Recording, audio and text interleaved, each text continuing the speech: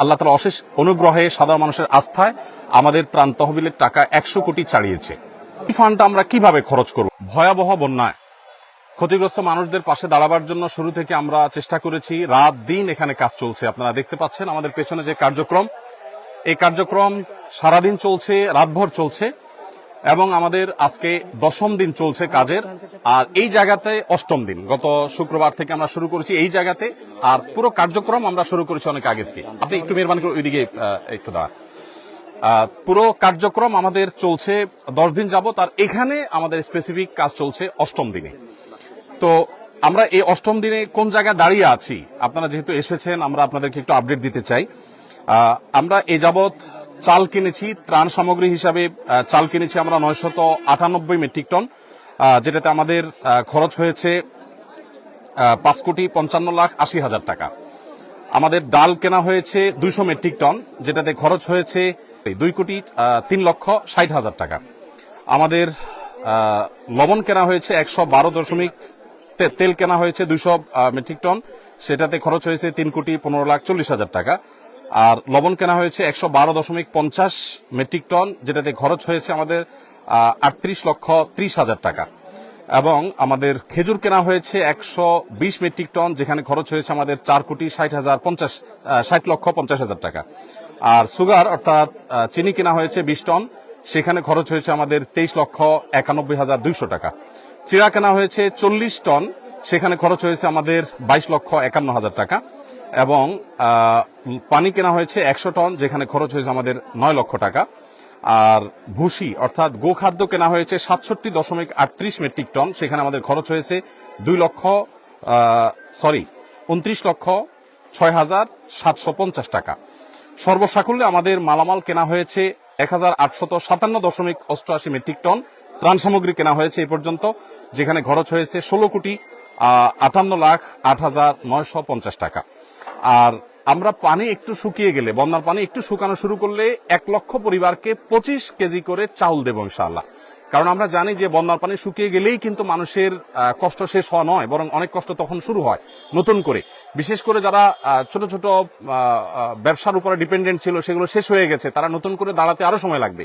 তারা যেন দাঁড়াতে পারে এবং 15 দিন 20 দিন যাতে অ্যাটলিস্ট তারা আরো চলতে পারে, সেজন্য আমরা 1 লক্ষ পরিবারকে 25 কেজির করে চাউলের বস্তা দেব।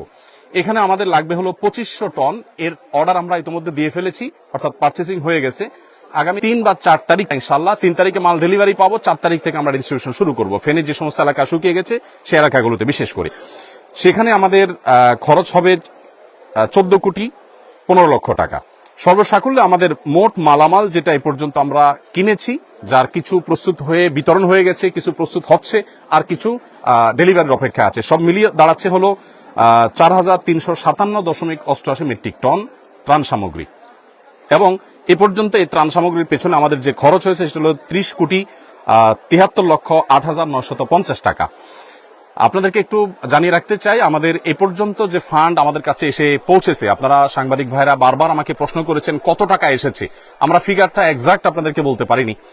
গতকাল অর্থাৎ বৃহস্পতিবার একেবারে অফিস শেষে আমাদের কাছে যে আপডেট এসেছে আমাদের অ্যাকাউন্টস থেকে, সেটা হলো আল্লাহ তাআলার অশেষ অনুগ্রহে সাধারণ মানুষের আস্থায় আমাদের ত্রাণ তহবিলের টাকা 100 কোটি ছাড়িয়েছে। অর্থাৎ 100 কোটির বেশি ফান্ড আমাদের কাছে চলে এসেছে।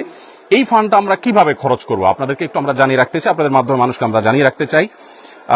প্রথমত একটু বলে রাখি, আসুন্নাহ ফাউন্ডেশনের সমস্ত প্রজেক্টগুলো বাস্তবায়ন করার আগে আমরা পাবলিকলি ঘোষণা করে বেনিফিশিয়ারি নির্বাচন করি, যাতে কোনো প্রকার পার্সিয়ালিটি না হয়, প্রত্যেকে যেন সমানভাবে পায়, ধর্ম বর্ণ নির্বিশেষে যেন সবাই সুযোগ সুবিধা পায়, সেজন্য আমরা বিশেষভাবে মনোযোগ রাখি। আর আমাদের প্রজেক্ট বাস্তবায়ন শেষে আমাদের প্রত্যেকটা টাকার হিসাব পাই পাই করে আমরা সোশ্যাল মিডিয়ার উন্মুক্ত প্ল্যাটফর্মে দিয়ে থাকি। আমরা 2022-এর বন্যায় অর্থাৎ সিলেটের বন্যায় 18 কোটি টাকার কাজ করেছিলাম, তার প্রতিটি টাকার হিসাব আমরা সোশ্যাল মিডিয়াতে দিয়েছিলাম। তেল কোন কোম্পানির কত টাকায় কিনেছি, আমরা কি পরিমাণ কিনেছি, লবণ, চাল, প্রত্যেকটা জিনিস আমরা ডিটেল এভাবে দিয়ে থাকি। তো এবারও ইনশাআল্লাহ তার ব্যতিক্রম হবে না, প্রত্যেকটা টাকার হিসাব আমরা যথারীতি ইনশাআল্লাহ যথাসময় দেবো, আল্লাহ চাহেন তো। হ্যাঁ, আচ্ছা, হ্যাঁ, এটা এখানে তো আপনার আমরা মৌলিক হিসাবটা দিয়েছি, এটা ডিটেইল একটু একটু করে প্রতি লিটারের দাম কত পড়েছে সেগুলো ইনশাআল্লাহ ডিটেইল আমরা একেবারে চার্ট আকারে সোশ্যাল মিডিয়াতে আমাদের ভেরিফাইড ফেসবুক পেজ আমরা দিয়ে দিব। এখনো পর্যন্ত আমাদের এখানে ত্রাণবাহী 80টি গাড়ি গত কয়েকদিন আমাদের স্পটে পৌঁছেছে। আবার সেনাবাহিনীর মাধ্যমে আমরা অনেকগুলো কাভার্ড ভ্যান হস্তান্তর করে দুর্গম এলাকাগুলোতে তাদের মাধ্যমে বিতরণ করেছি। আমরা আজকে আমাদের এখানে যে কাজ চলছে, আজকে আমাদের এখানে সকাল থেকে জোহরের আগ পর্যন্ত 8টা কাভার্ড ভ্যান ফিল আপ হয়ে চলে গেছে এবং আজকে সর্বসাকুল্য আমাদের 23টা কাভার্ড ভ্যান ইনশাআল্লাহ ভরবে। এখানে যে কাভার্ড ভ্যানগুলো আছে এগুলো মাল আনলোড হওয়ার পর আবার লোড হওয়া শুরু হবে। একদিক থেকে আনলোড হয় আর দিক থেকে লোড হয়। এখানে প্রতিদিন 2 থেকে 2,500 মানুষ কাজ করছে, সবাই স্বতঃস্ফূর্তভাবে কাজ করছে। এখানে ঢাকা ইউনিভার্সিটির সম্মানিত প্রফেসর, সিনিয়র প্রফেসর আছেন, কাজ করছেন, আমি চিনি ব্যক্তিগতভাবে। এখানে বাংলাদেশ সেনাবাহিনীর কর্মরত ব্যক্তিবর্গ, সদস্যগণ তারা আছেন, কাজ করছেন ছুটির দিনে। আবার এখানে কয়েকজন হিন্দু ধর্মাবলম্বী ভাইয়েরা কাজ করছেন এবং আমাদের আজকে দুপুরের খাবার ছিল বিরিয়ানি। তাদের জন্য আমরা আলাদা খাবার প্রস্তুত করেছি, যেহেতু আমরা জানি আমাদের হিন্দু ধর্মাবলম্বী ভাইরা গরু গোশত খান না, তাদের উপযোগী খাবার আমরা প্রস্তুত করেছি এবং তারাও কিন্তু এখানে শ্রম দিচ্ছে। আমাদের একজন অটো রিক্সা চালকের সন্ধান আজকে আমরা জানতে পেলাম যে তারা থেকে আমাদের ইউনাইটেড ইউনিভার্সিটি ওই জায়গা থেকে এখানে কেউ ত্রাণের কাজে আসছে বললেই তাদেরকে ফ্রি তিনি আনা নেওয়া করছেন। তিনি আমাদেরকে বলেনও নাই, প্রকাশও করতে চান না, কিন্তু সামহাও আমরা জেনে গেছি। তো স্বতঃস্ফূর্ততা কতভাবে হতে পারে, কত ধরনের হতে পারে, সেটা আসলে আমরা আপনাদেরকে মানে বলে বুঝাতে পারবো না যে মানুষ কতভাবে স্বতঃস্ফূর্তভাবে কাজ করতে পারে এখানে, সেটা এখানে চলছে। তো আমরা একটু আপনাদেরকে জানিয়ে রাখতে চাই যে যত টাকা আমাদের কাছে এসছে এবং এক্সপেক্টেড আরো যে টাকা আসবে, আমরা কিছুদিনের মধ্যে ইনশাআল্লাহ আমাদের ফান্ড ক্লোজ করব, অর্থাৎ এই তহবিলে আর আমরা ডোনেশন সংগ্রহ করব না। আমাদের প্রত্যেকটা প্রজেক্ট বাস্তবায়নের ক্ষেত্রে আমরা এই নীতিমালা ফলো করি। একটা নির্দিষ্ট সময়ের পর আমরা বলে দেই এই প্রজেক্টে আর কোনো টাকা দেওয়া যাবে না, আমরা অফ করে দেই, কারণ আমাদের একটা প্ল্যান থাকে, প্ল্যান অনুযায়ী আমরা সাধারণত কাজ করে থাকি। তো এবারে আমরা যেটা আশা করছি যেটা করব সেটা হলো খাদ্যে ইতিমধ্যে আমরা 30 কোটি 73 লাখ টাকা খরচ করেছি, যেটার মধ্যে 2500 মেট্রিক টন চাল আমরা 4 তারিখ থেকে বিতরণ শুরু করব। আর এর বাইরে কৃষি এবং ব্যবসা যে ক্ষতি হয়েছে আমাদের কৃষকদেরকে তাদের পুনরায় কৃষি কাজ শুরু যেন করতে পারে, সেজন্য আমরা তাদেরকে অর্থ সহায়তা দিব। আমরা আসুন্না ফাউন্ডেশন থেকে ক্ষুদ্র ঋণ, সেটা আপনার সুদমুক্ত হোক আর সুদযুক্ত হোক, কোনোভাবে আমরা সুদ ঋণ দেই না, বরং আমরা সম্পূর্ণ ডোনেশন দিয়ে তাদেরকে দাঁড়াবার জন্য আমরা সহায়তা করি। তো সেই জায়গা থেকে কৃষি এবং ব্যবসা বলতে ছোট ছোট ব্যবসায়ী, একজন মুদি দোকানদার, তার দোকানটা পুরোটা পানিতে আপনার শেষ হয়ে গেছে, তখন তাকে আবার একটা দোকান আমরা দাঁড় করে দেওয়ার জন্য কাজ করব। এই খাতে আমরা 30 কোটি টাকা খরচ করার পরিকল্পনা প্রাথমিকভাবে হাতে নিয়েছি, যে আমরা কৃষি এবং ব্যবসায় 30 কোটি টাকা খরচ করব। আমরা জানি যে প্রচুর মানুষ গৃহহীন হয়ে গেছেন, যারা গৃহহীন হয়ে গেছেন সেই মানুষগুলোর জন্য আমাদের পরিকল্পনা হলো যে আমরা 30 কোটি টাকা ইনশাআল্লাহ খরচ করব এই খাতে। অর্থাৎ যারা গৃহহীন হয়ে গেছেন, কাউকে হয়তো আমরা 10,000 টাকা দিয়ে সহায়তা করব, কাউকে 20,000 দিয়ে, কাউকে 1 লাখ দিয়ে। এটা ভ্যারি করবে যে কার অবস্থা কতটুকু, অর্থাৎ ক্ষতি কি পরিমাণ হয়েছে, কারণ আমরা জানি সবার একরকম ক্ষতি হয় নাই, কারোর একেবারে শেষ হয়ে গেছে সব, তাকে হয়তো 1 লাখ টাকা আমরা দিব। 1 লাখ টাকা দেওয়া বলতে 1 লাখ টাকা আমরা একসাথে দিয়ে দিব না, তাকে একটা নির্দিষ্ট সার্টেন অ্যামাউন্ট দিয়ে বলবো এই পর্যন্ত আপনি কাজ নিয়ে আসেন, তারপর আপনি দ্বিতীয় কিস্তি পাবেন, তারপর তৃতীয় কিস্তি পাবেন, যাতে করে টাকাটা পেয়ে গরিব মানুষ নষ্ট করে না ফেলে। এবং সমস্ত টাকা আমাদের অনলাইনে আমরা দিয়ে থাকি, মোবাইল ব্যাংকিং এর মাধ্যমে। নগদ কোনো টাকা আমরা সাধারণত দেই না, কারণ এখানে ট্রান্সপারেন্সি যে জায়গাটা সেটা তখন পরিচ্ছন্ন থাকে, কারণ যাদের মাধ্যমে আমরা দেবো তারা তো ভলান্টিয়ার, তো কারোর কাছে আমি টাকা দেবো সে আবার হস্তান্তর করবে, এটা আমরা করি না। আমাদের যে বেনিফিশিয়ারি তাদের যে ডিটেল, সেই ডিটেল পাওয়ার পর আমরা সেই ডিটেল অনুযায়ী তাদের কাছে আমরা পাঠিয়ে দিব অনলাইনে মোবাইল ব্যাংকিং এর মাধ্যমে। তাহলে কৃষি এবং ব্যবসায় 30 কোটি এবং গৃহ নির্মাণে 30 কোটি এবং শিক্ষায় 20 কোটি টাকা আমরা খরচ করার সিদ্ধান্ত নিয়েছি, কারণ আপনারা জানেন শিক্ষার খাতে আমাদের প্রচুর ক্ষতি হয়েছে। বিশেষ করে আমাদের যে সমস্ত শিশুরা, অনেকের আপনার বই পুস্তক নষ্ট হয়ে গেছে, পড়ালেখা পিছিয়ে গেছে, তাদেরকে আমরা স্বেচ্ছাসেবীদের মাধ্যমে কিভাবে পিছিয়ে পড়েছে তাদেরকে উদ্ধার করার, সেজন্য আমরা কাজ করব। আরেকটা জায়গা আমরা কাজ করব, সেটা হলো যে বন্যা যাতে প্রকোপ কমিয়ে আনা যায়, সেজন্য সুদূর প্রসারী প্ল্যান কিভাবে করা যায়, আমরা অনেকগুলো পরিকল্পনা মাথায় রেখেছি, এখনো চূড়ান্ত করি নাই।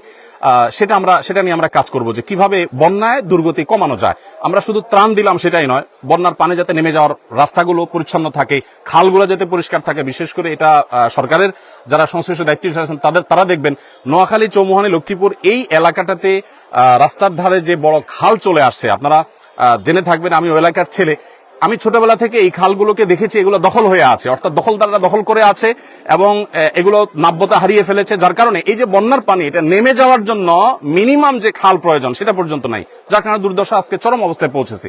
আমরা যদি চাই যে প্রতি বছর এরকম ত্রাণ নিয়ে আমরা দৌড়াবো না বা দৌড়াতে হবে না, এটা যদি চাই তাহলে এই খালগুলো আমাদেরকে খনন করতে হবে এবং এগুলো নাব্যতা ফিরিয়ে আনতে হবে, এগুলো দখলমুক্ত করতে হবে। এটা বাংলাদেশ সরকারের কাজ।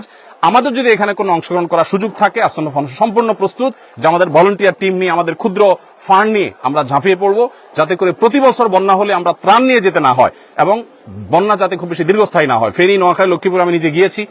অনেক এলাকা আছে যেখানে পানি ঠায় দাঁড়িয়ে আছে, নামার কোনো নামগন্ধ নেই, 1 সপ্তাহ 10 দিন 15 দিন পর্যন্ত পড়ে আছে। তো সেটা যেন না হয় সেজন্য আমরা চেষ্টা করছি।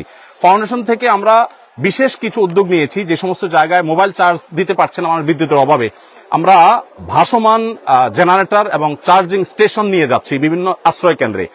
দেখা যায় যে কলার ভেলায় করে কিংবা কোনো ট্রায়ারে করে আমরা জেনারেটর নিয়ে যাচ্ছি। ইউনাইটেড ইউনিভার্সিটির এবং ইস্ট ইউনিভার্সিটির স্টুডেন্টরা অনেকে আমাদেরকে জেনারেটর দিয়েছে, এসিআই আমাদেরকে কিছু জেনারেটর দিয়েছে, আমরা নিজেরা কিছু জেনারেটর ভাড়া নিয়েছি। এগুলো দিয়ে আমরা আশ্রয় কেন্দ্রে একসাথে 30-40টা মোবাইল চার্জ দিতে পারছি। তারা 7 দিন 8 দিন পরিবারের সাথে যোগাযোগ করতে পারছেন না, এবং সেই সাথে জেনারেটর দিয়ে আমরা অনেক বাড়িতে পানি তুলতে পারছেন না বিদ্যুৎ না থাকার কারণে। তাদের আপনার স্যানিটেশন সিস্টেম ভেঙে পড়েছে, তাদের ওয়াশরুমগুলোতে পানি নাই, তাদের খাবার পানি নাই। তো আমরা এক্ষেত্রেও ভাসমান জেনারেটর নিয়ে বাড়ি বাড়ি গিয়ে আমাদের ভলান্টিয়াররা তারা তাদের মোটর চালু করে পানি ট্যাঙ্কিতে ভরার ব্যবস্থা করছেন। এর বাইরে আমাদের এখান থেকে যে বড় কাভার্ড ভ্যানে মালগুলো যায়, সেখানে ছোট ছোট অনেকগুলো পিকআপে করে মালগুলো একটা পর্যায়ে চলে যায়, তারপর আবার অনেকগুলো ট্রলারে করে বা ছোট ছোট নৌকা করে ভাগ ভাগ হয়ে দূর দূরান্ত এলাকাগুলোতে চলে যায়। দুর্গম এলাকাতে সাধারণত ত্রাণ দেই আমরা, রাস্তার ধারে শহরে সাধারণত ত্রাণ দেই না। এবারও আমি যতবার গিয়েছি 2 ঘন্টা, 2.5 ঘন্টা, 1.5 ঘন্টা ভেতরে ঢুকে তারপর আমরা ত্রাণ বিতরণ করেছি। আমাদের কাছে যে সমস্ত ত্রাণের সামগ্রী মানুষ দিয়েছে সেগুলো কিন্তু আমি যে হিসাব দিয়েছি এর বাইরে, অর্থাৎ আমাদের যে 4300 টন আমরা ত্রাণ সামগ্রী দিচ্ছি এগুলো আমাদের পারচেসিং করা। এর বাইরে আরো বহু জিনিস আমাদের কাছে এসেছে বিভিন্ন প্রতিষ্ঠান থেকে, বনরুটি, পাউরুটি, কেক, গুঁড়ো দুধ, মুড়ি, পোশাক, মেয়েদের পোশাক, ছেলেদের পোশাক, কারণ আশ্রয় কেন্দ্রগুলোতে তাদের পোশাকের দরকার হয়, এক পোশাকে চলে আসছে। তারপরে বাচ্চাদের জন্য তাদের উপযোগী খাবার, মেয়েদের জন্য আপনার স্যানিটারি ন্যাপকিন, তারপর বিভিন্ন সাইজের পানির বোতল, জেনারেটর, রেডি প্যাকেজ, তারপরে লবণ, পানি, বিস্কিট, গুঁড়া দুধ, লুঙ্গি, চাল, সাবান, সুজি, বিস্কিট, স্যালাইন, এই জাতীয় অনেক জিনিস এসেছে যেগুলো বিভিন্ন প্রতিষ্ঠান দিয়েছে, সেগুলোর সাথে সাথে আমরা পাঠিয়ে দিয়েছি। তো এই হলো আমার কাছে আপডেট যে 100 কোটি টাকা আমাদের ক্রস করেছে ফান্ড, সেটাকে আমরা কিভাবে খরচ করবো একটা পরিকল্পনা আপনাদেরকে দিয়েছি। আর পুঙ্খানুপুঙ্খ প্রতিটি টাকার হিসেব আলাদা করে আমাদের প্রত্যেকটা প্রজেক্টে যেভাবে করি ঠিক একইভাবে আমরা প্রজেক্ট শেষে ইনশাআল্লাহ আপনাদের মাধ্যমে জানাবো। আর ডিটেইল প্ল্যান যেটা সেটা আমরা জানাবো ইনশাআল্লাহ। আর একটা বিষয় একটু বলি যে আমাদের এই যে পরবর্তী কার্যক্রম হবে সেটা আমরা কিভাবে করব। আমরা অন্যান্য প্রজেক্টগুলো যেভাবে করি যে প্রত্যেকটা প্রজেক্টে আমরা উপকারভোগী নির্বাচনের জন্য কয়েকটা লেয়ারে আমরা কাজ করি। প্রাথমিকভাবে আমরা গুগল ফর্ম দিয়ে অনলাইনে বলি যে আপনার আশেপাশে যারা আছেন দুর্গত, অভাবগ্রস্ত, তাদের তথ্য দেন। যেমন বৈষম্যবিরোধী ছাত্র জনতার আন্দোলনে যারা মারা গেছেন তাদের জন্য আমরা ইতিমধ্যে বলেছি যে আমরা 5 কোটি টাকা বাজেট আমরা দিয়ে দিয়েছি, আরো 5 কোটি টাকা করার আমাদের স্বপ্ন বা পরিকল্পনা আছে। তো এইখানে কাজ করবার জন্য আমরা গুগল ফর্ম দিয়ে দিয়েছি যে আমরা কোনো লোক নির্বাচন করব না, আপনারা সাধারণ মানুষ সারা দেশ থেকে তথ্য দেন। তথ্য দেওয়ার পর এই বন্যার ক্ষেত্রে একই আমরা তথ্য নিব। তথ্য দেওয়ার পর যে সমস্ত স্টুডেন্টরা আছেন, কলেজ ইউনিভার্সিটি পড়ুয়া স্টুডেন্টরা আছেন, তারা অনেকে আমাদের স্বেচ্ছাসেবী, তাদেরকে আমরা এলাকায় পাঠাবো এই তথ্যগুলো ভেরিফাই করার জন্য। প্রত্যেকটা তথ্যের সাথে বাস্তবে মিলানোর পর তারা সুপারিশ করবেন, স্থানীয় ইমাম সাহেবরা সুপারিশ করবেন। এর পরের ধাপে এসে আমরা ইমপ্লিমেন্টেশন যাব, অর্থাৎ তাদেরকে উপকারভোগী আমাদের সেই সেবাটা আমরা তাদেরকে দেব, যাতে করে উপযুক্ত ব্যক্তি পান। এখানে মাঝখান থেকে কোনো সুবিধা যেন নিতে না পারে অবৈধভাবে, অনৈতিকভাবে, সেজন্য আমরা খুবই সচেষ্ট।